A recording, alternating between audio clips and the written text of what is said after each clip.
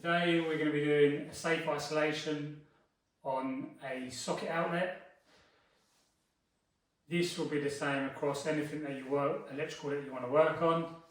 First, you need to ask yourself, are you confident and competent in doing so? If you watch to the end of the video, I'll be giving away one of the tools I'll be using to safely isolate my electrics.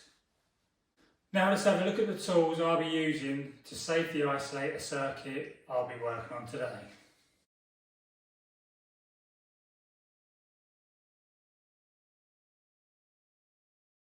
This is some of the electrical tools I'll be using. I have a screwdriver, obviously a screwdriver just to remove the socket and to put the hasp on, the MCB.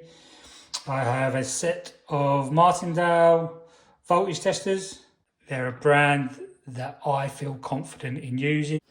In the tools that you are using, you need to feel confident that they are working correctly. This is where a proven unit would come in.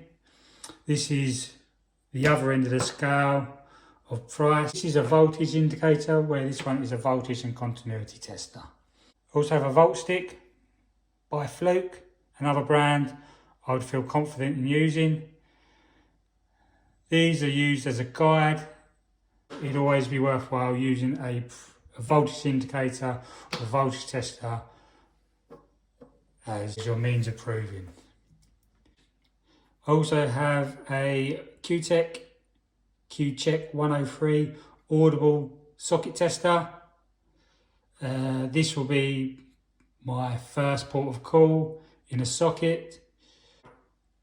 This will help identify the circuit we want to work on. And lastly, I have a hasp for the MCB. This is universal, so it goes on a lot of breakers, a padlock and key, and a tag just to make people aware who is working on the circuit. This may seem a bit over and above. The padlock is a bit big for an MCB, but this is your line of defence, stopping someone turning that circuit back on while you've got your hands on the end of a cable.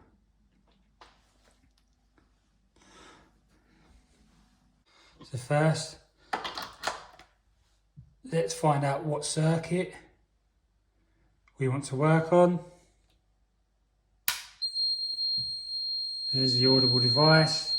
Now let's go to the fuse board and isolate that circuit.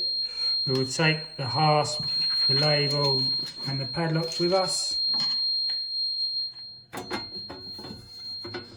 Now, although this is a new build house and the circuits are all labelled, I would never, unless you 100% know or you installed the circuit, I would never go by the labels, as I've found previously, these do not always match up.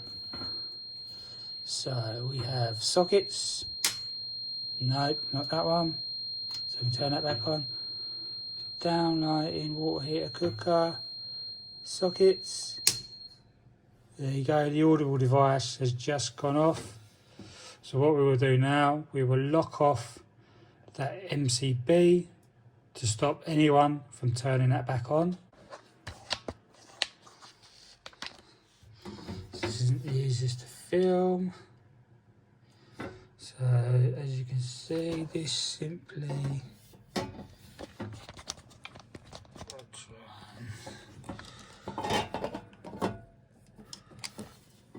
slacking that off all the way.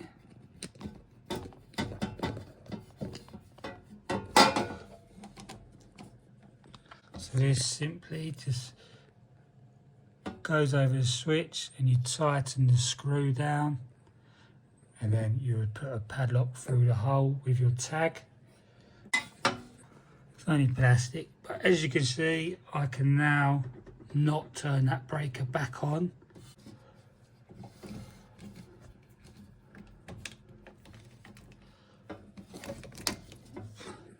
you go.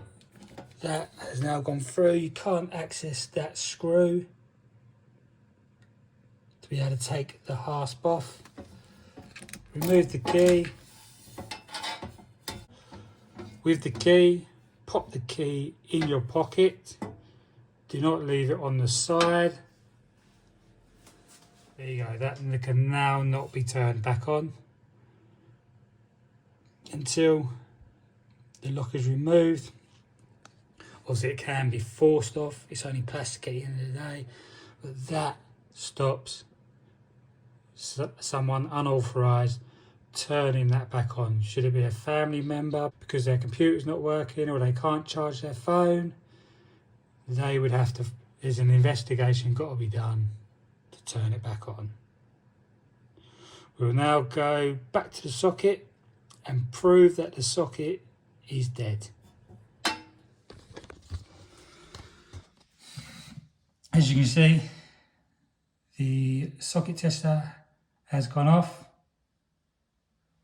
So now let's open the socket and test with our voltage indicators.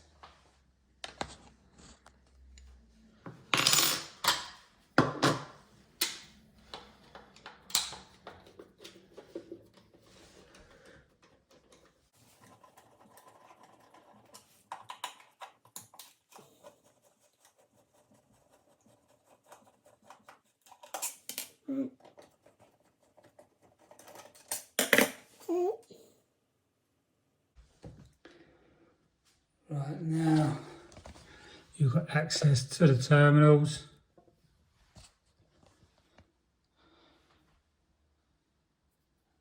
We can test on the terminals. We can use your non-contact as a guide. So first we want to prove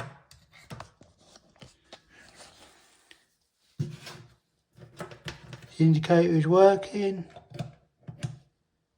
There you go. All the lights are showing up.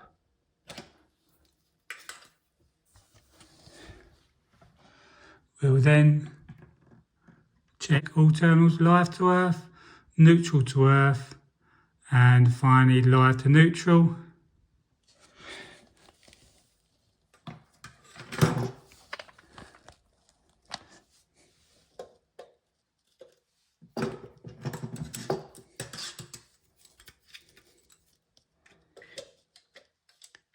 Here we go,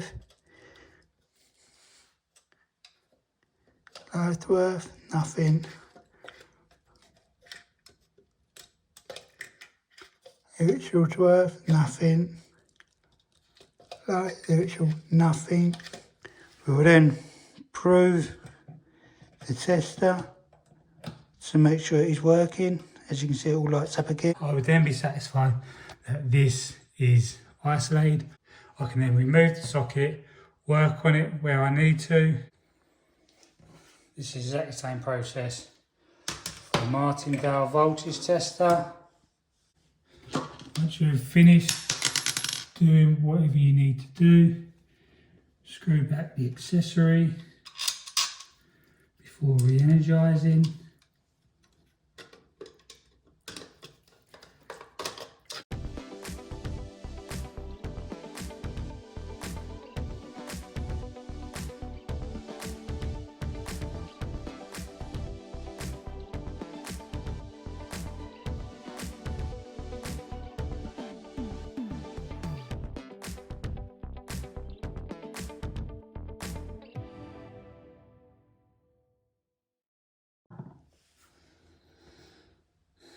Now we are ready to re-energize the circuit.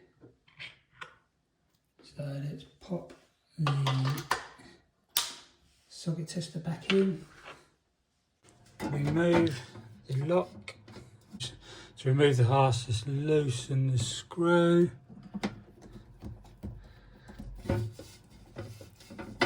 You don't want to do these up too tight. There you go. And let's just turn it back on. Make sure that if you've worked on something, you may have tripped your RCD. so that may need turning back on as well. There you go, you can hear the audible device. If you're not sure when working on something, isolate the main switch.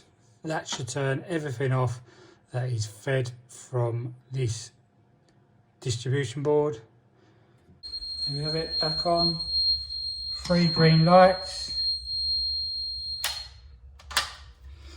This also picks up if the socket is wired incorrectly. I think the only one it doesn't pick up, which most socket testers don't do, is neutral to earth, if neutral and earth are reversed.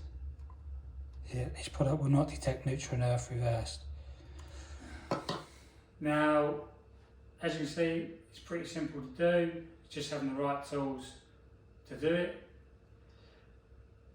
I will leave a link in the description below of the tools that I've used. Now, for your chance to win the giveaway, I have 1 lock-off kit available to 1 viewer. All you have to do for your chance to win this is like this video, subscribe to my channel, just enter the keyword below, which is isolation, and 1 viewer will be picked at random in next week's video, and we'll send it out to you completely free. If you like these videos, please subscribe, and I will see you in the next one.